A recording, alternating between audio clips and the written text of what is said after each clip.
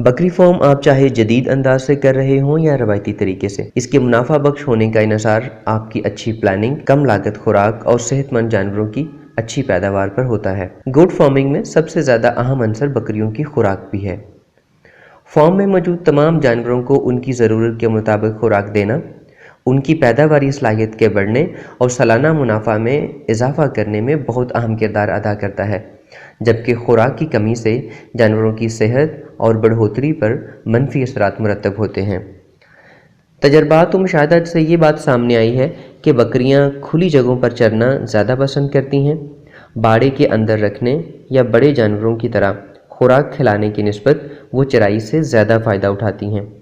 इसकी वजह यह भी है कि चराई के दौरान वो मुख्तलिफ़ अक़साम की जड़ी बूटियाँ, घास फूस, मुख्तलिफ़ दरख्तों के पत्ते उनकी खुराक को मुतवाज़न रखने में अहम किरदार अदा करते हैं।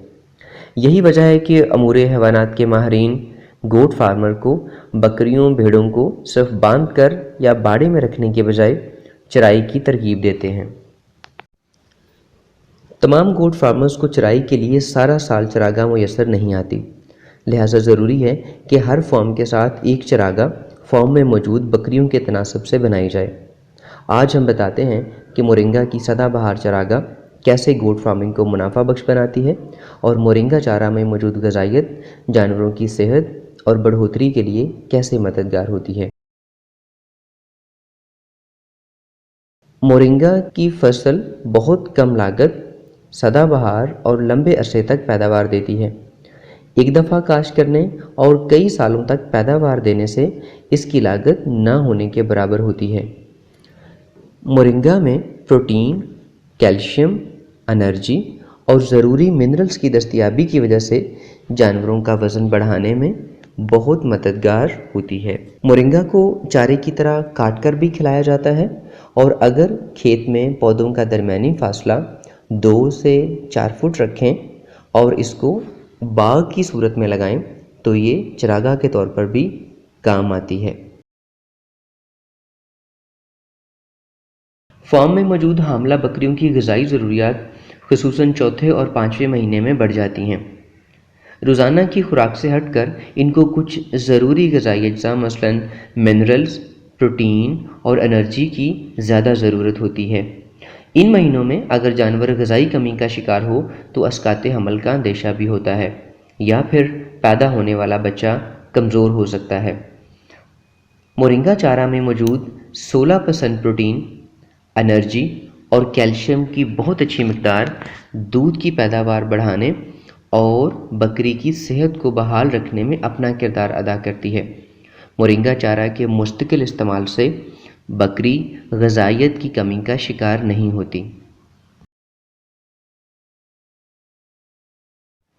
दूध पिलाने वाली बकरियों की ग़िज़ाई ज़रूरियात खुश्क बकरियों की निस्बत 2.5 गुना ज़्यादा होती है। मसलन उनकी खुराक में अगर तवानाई और प्रोटीन की कम मिकदार हो तो दूध की पैदावार मुतासर होती है।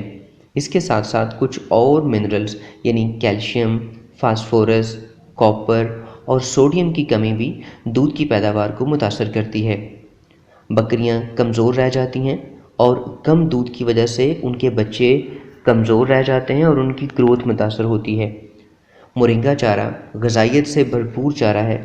इसमें वो तमाम minerals, vitamins, protein, energy, calcium बहुत अच्छी मिकदार में मौजूद होने की वजह से ये बकरी को तमाम ग़िज़ाई ज़रूरियात फ़राहम करती है।